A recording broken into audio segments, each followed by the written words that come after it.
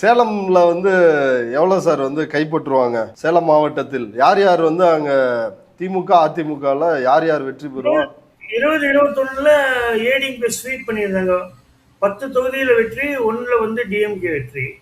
இந்த தடவை நம்ம கொடுத்தது வந்து 7 தொகுதியில் அதிமுக, 4 தொகுதியில் திமுக. பட் அதுலயே வந்து 2 தொகுதி ரொம்ப க்ளோஸ் மார்ஜின். ஒரு 2000 வாக்குகள் தான் டிஃபரன்ஸ். ஓ, 2 தொகுதி. எந்தெந்த தொகுதி சார்?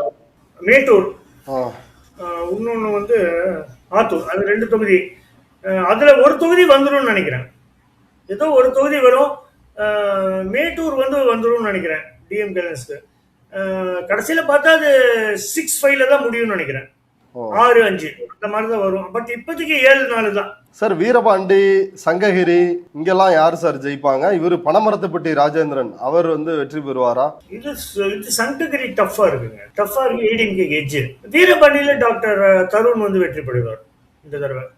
அவர் வெற்றி பெற்றுவார், அது கன்ஃபார்ம்டு. வீரபாண்டி இந்த தடவை ரொம்ப வருஷம் கழிச்சு அந்த வீரபாண்டி அந்த ஃபேமிலி உள்ள வராங்க. வீரபாண்டி ஆர்மமோட ஃபேமிலி இப்போ வீரபாண்டி தொகுதியில் ஜெயிச்சு வெற்றி பெற்று இப்போதான் வராங்க, ரொம்ப வருஷம் கழிச்சு. சார், பனமரத்துப்பட்டி ராஜேந்திரன் டஃபா தான் இருக்குங்க. சார், சேலம் மேற்கு அங்க வந்து கரண்ட் சிட்டிங் எம்எல்ஏ பாமக அருள் ராமதாஸ் அணியில் இருக்கிற அருள் போட்டிடுறாரு. டிவிகே சார்பில் லட்சுமணன் போட்டிடுறாரு. அதே போல அழகாபுரம் மோகன்ராஜ் தேமுதிக அவங்க வந்து போட்டிடுறாங்க. அங்க டிஎம்டிகே ஜெயிச்சிருங்க.